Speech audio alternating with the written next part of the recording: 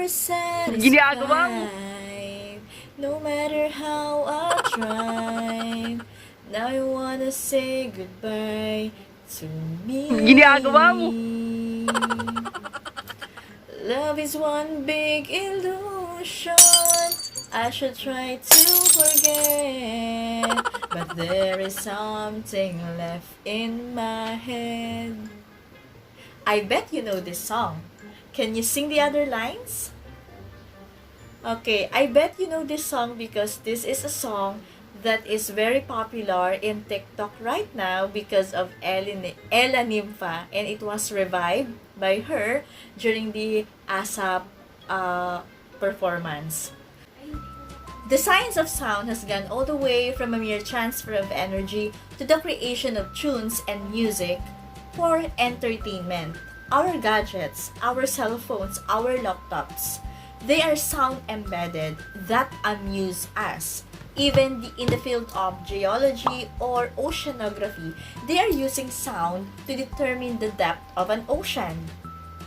In health sciences, they are using sound for medical purposes, lalo na kapag mga ultrasound. So, kailangan nila ng sound for medical purposes. How about some animals? Some animals are dependent on sound for ecological purposes. And some animals are dependent on sound for movement. So, are you ready to have fun with sounds?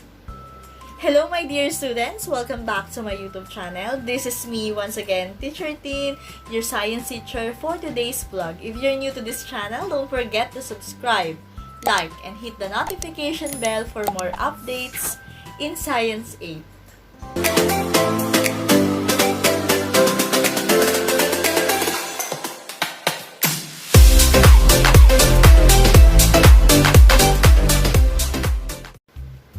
Hello! Welcome back to another vlog. So for today's vlog, we're going to discuss your Science 8, Quarter 1, Week 4, Module 4, and our topic for today is the sound propagation, the effect of temperature to the speed of sound. For today's lesson vlog, it will help you to master propagation of sound. And after going through each of the learning tests, you are expected to investigate the effect of temperature to the speed of sound. Kung natatandaan nyo nung grade 7 kayo, pinag-aralan nyo ang dalawang uri ng wave. We have the transverse wave and the longitudinal wave. And since we are going to discuss today about sound, so alam natin na ang sound waves, these are examples of what we call the longitudinal waves. And alam natin na ang sound waves, they also exhibit different characteristic features. Ano yun? So, meron tong frequency, amplitude, wavelength, period, and wave speed. Kung maaalala nyo sa nakaraang activity nyo sa grade 7, dun sa longitudinal wave, kung i-describe mo kung paano siya nagmo-move, di ba ang movement niyan is back and forth. Para siya naghihilahan. So, mapapansin nyo doon na there is a alternating pushing and pulling mechanically exerts efforts on the unit of areas nung bawat particle ng air. Kaya ito naman yung nag-create ng tinatawag natin na pressure waves. Ngayon, itong alternating compressions and rarefactions make up the longitudinal waves like sound waves. So, ano nga yung compression at saka yung rarefaction? Yun yung dalawang part nitong tinatawag natin na longitudinal waves. Kung mapapansin nyo dito, ayan, itong wave na naghihilahan sila, yung parte dyan na parang nako-compress, di ba, kung natatandaan nyo nung bata kayo, meron kayong slinky na ginaganon-ganon nyo. So, kapag hinigit nyo yan, so yung part na parang nag-stretch siya, yun yung tinatawag na rarefaction. Pero yung part naman na kapag nag-push and pull siya, yung part na parang nagdidikit-dikit sila, ang tawag naman natin dun is the compression, which makes up the longitudinal wave. At kung mapapansin nyo, itong longitudinal wave na ginaganyan-ganyan natin, so yan po yung longitudinal wave at yan po ang itsura ng sound wave. At tandaan nyo class na yung speed ng sound, pwede yung magbago-bago. Depende sa klase ng solids, ng liquids, at ng gases. Depende kung saan sila nagpo-propagate.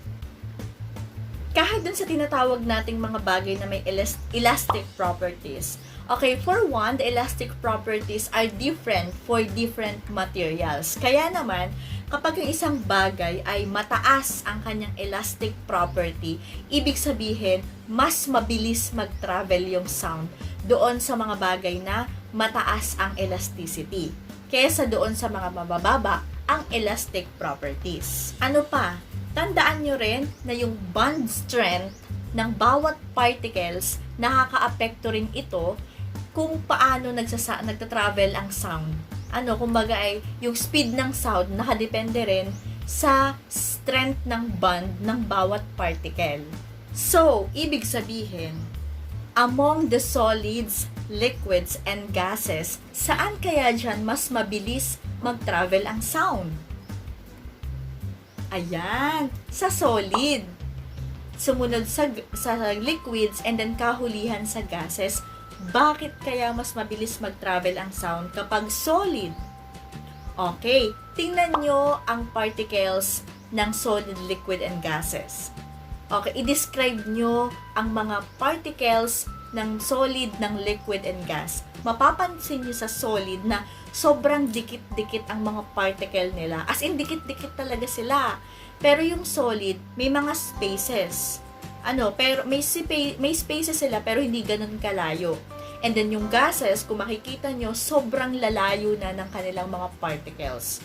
So, ibig sabihin, kaya mas mabilis mag-travel sa solid dahil mas mataas yung strength ng bond ng particle noong mga bagay na nasa solid.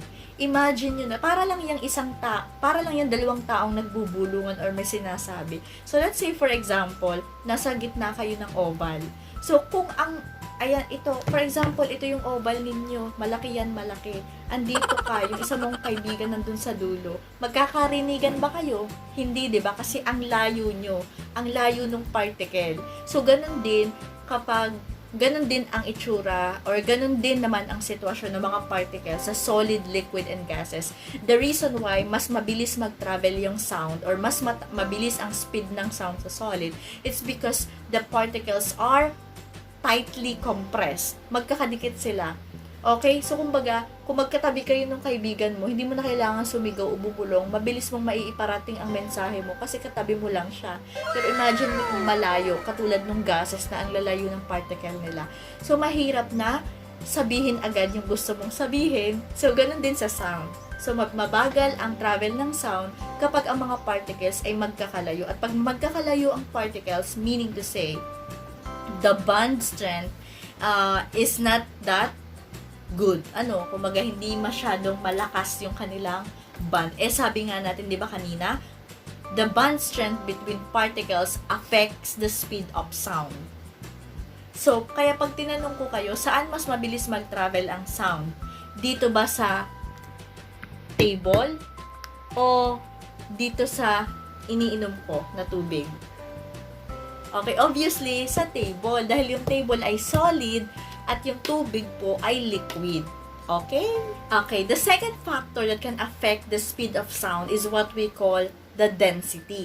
Okay, when we say density, di ba ang density, it describes the mass of the substance per volume. Sa Tagalog, ito yung kakapalan or kalaputan ng isang substance. So, paano naman nakakaapekto ang density sa speed of sound?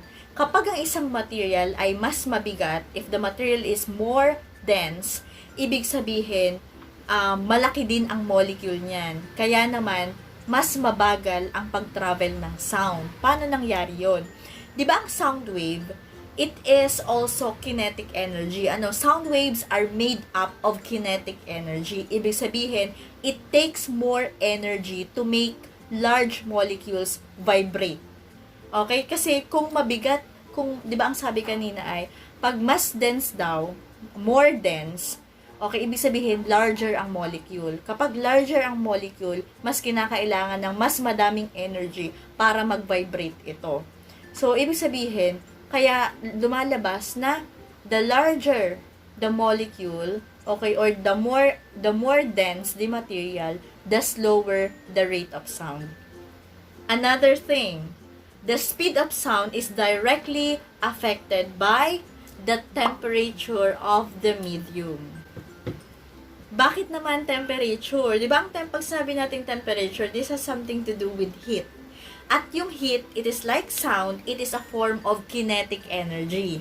So, molecules na nasa mataas na temperature, mas madami yung energy and it can vibrate faster and allow the sound waves to travel more quickly. So, ibig sabihin, sa temperature, kapag mataas ang temperature, mas mabilis magta-travel ang sound. Dahil sila ay nagbubungguan, nagko-collide with one another. So, mas mabilis yung transfer ng sound waves.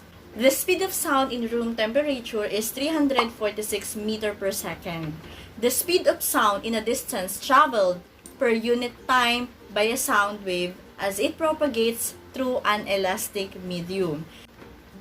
Pero syempre, ang speed of sound, depende kasi yan sa temperature kung saan yung sound wave ay magpo-propagate. Kumaga ay, ang speed of sound ay nakadepende pa rin sa temperature ng medium kung saan siya magpo-propagate. So, naiiba-iba siya. Depende nga siya sa kung saang medium. So, kung given natin ang normal atmospheric condition, so yung temperature at syempre itong speed of sound, magbabago talaga yan depende sa kanilang altitude.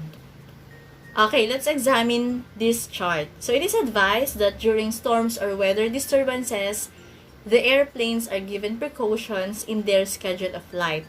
Bakit ba? Bakit nga ba kaya kailangan nilang ng precautions? So, tingnan natin to. Diba sabi natin kanina, nagbabago ang speed of sound, depende sa medium kung saan siya dadaan, at depende sa temperature niya. And of course, sound wave is kaya naman yung speed of sound nagvary siya with the altitude. So, kung makikita nyo sa chart na to, meron itong altitude na sea level. So, sa sea level, ang temperature niya ay pumapatak ng 15 degrees Celsius. So, ang magiging speed of sound niya is pumapatak ng 340 meter per second. Or, it can be 1,225 km per hour. Or, pag kinonvert naman natin sa miles per hour, it can be 761 miles per hour. Ngayon, paano naman kung they are cruising an altitude of commercial jets and for supersonic flight? So, ano yung altitude niyan from above sea level? So, naandun siya sa 11,000 meters to 20,000 meters. Ang kanyang, so ang temperature niyan is pumapatak siya ng negative 57 degrees Celsius kasi masyado nang mataas yung altitude nito. So, the speed of sound is only 295 meter per second. So, ito namang flight of X. So, for example, itong eroplano, lumipad naman siya ng 29,000 meters. So, bumabagsak na ang kanyang temperature sa altitude na yun ay negative 48 degrees Celsius. So, pag kinumpute natin yung speed of sound niyan, papatak lang siya ng 301 meter per second. So, kung mapapansin nyo, kapag tumataas ang temperature, kagaya nitong kaunahan na sea level, 15 degrees Celsius. So, 15 degrees Celsius is greater than the negative 57 degrees Celsius. And look at the speed of sound. It is 340 meter per second than 295 meter per second. So, kaya nga sabi natin, the temperature is one of the condition that affects the speed of sound. Kaya naman, okay, the higher the temperature, syempre, more energy yan. They can vibrate faster. The molecules vibrate faster. The reason why the sound waves can travel more quickly. Okay, can you investigate this picture? So, based on the illustration, how can you describe a sound as a form of energy? Sige nga, kayo nga. I-describe nyo nga paano? What is sound? Yan, very good. We can say that sound is a vibration that propagates as an acoustic wave through a transmission medium such as gas, liquid, or solid. Sound also propagates through air or other mediums as a longitudinal wave in which the mechanical vibration constituting the wave occurs along the direction of propagation of the wave. Okay, I want you to remember these important things about the sound. Okay, when we say sound, remember that the speed of sound may differ for different types of solids, liquids, and gases. Number 2, sound waves travel faster in solids than in liquids and faster in liquids than in gases. Okay, number 3, you have to remember that sound can travel faster in mediums with higher elastic properties than in lower elastic properties. And number 4, remember that the speed of sound is directly affected by the temperature of the medium. Okay, for your next activity, I will give you 5 statements and then you're going to state whether it is true or false. Okay? So number 1, sound is the energy things produce when they vibrate. True or false? Okay, that's right. That is true. How about this one? As the air moves, it carries energy in only one direction. Okay, right. That is false. How about number 3? There are 2 different aspects to sound. The physical process and the psychological process. Okay, that is also correct. Paano siya naging tama? Okay, there are 2 different aspects to sound. So, una nga yan yung tinatawag natin the physical process that produces sound energy to start with and sends it shooting through the air. And there is another type or there's a separate psychological process that happens inside our ears and brains which convert the incoming sound energy into sensations we interpret as noises, speech, or music. Kumbaga pag narinig natin, alam natin na, ay, music siya. Kasi may kanta-kanta. Tapos, kunwari, narinig naman natin, ay, ang ingay. O, diba? But still, it is a sound. Pero sa psychological process, pinaprocess ng brain natin kung anong klaseng sound yung narinig natin, whether it is a noise ba, speech, music, o sadyang inimik lang ba nung ating katabi or so on. Okay, let us have number 4. Sound can travel through solids, liquids, gases, and even in a vacuum. Okay, that is false. Tama na sana eh. Kaya lang, bakit nagkaroon ng vacuum? Hindi pwedeng mag-travel ang sound sa vacuum. Okay, and then number 5, sound waves are examples of longitudinal waves. Okay, that is true. Very good. Okay, I will give you sample problem on how to compute the speed of sound. Okay? Okay, for problem solving, let us have what is the speed of sound in air of temperature 25 degrees Celsius.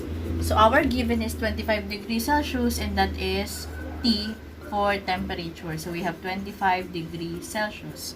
So, we are looking for the speed of sound. So, what is our equation?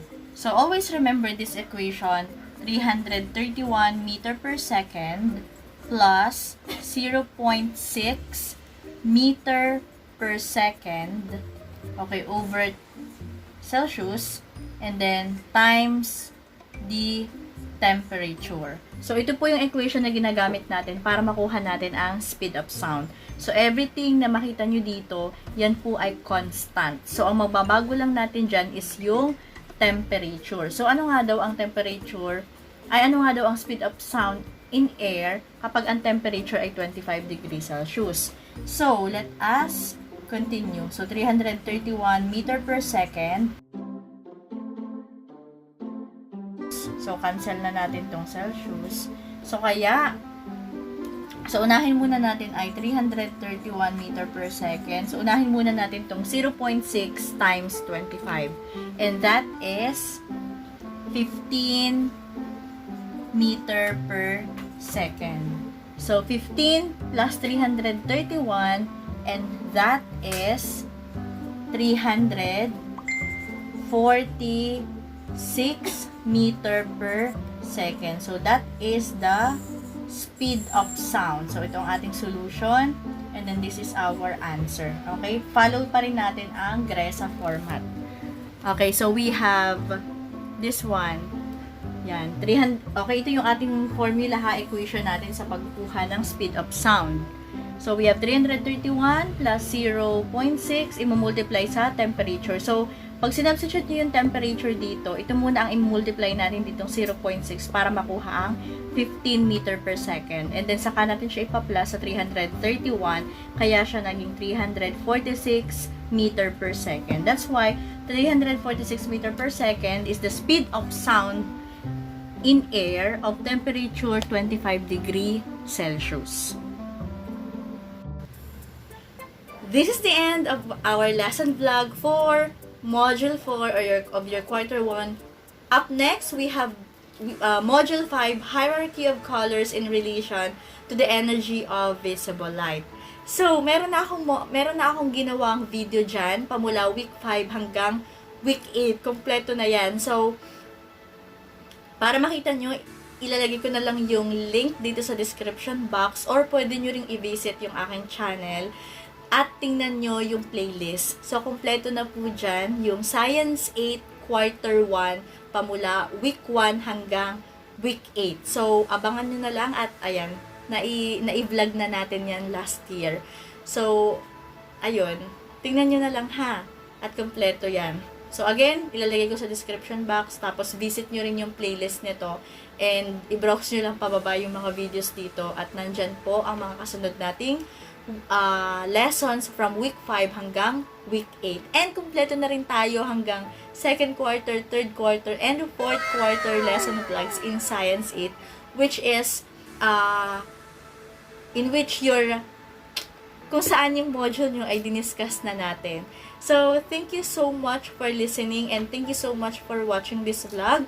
I hope to see you next time on my next vlog. This is me once again, Teacher Tin, your science teacher for today's vlog. If you're new to this channel, don't forget to subscribe, like, and hit the notification bell for more updates in Science 8. Bye! Hoy, hindi ka pa nagsasubscribe.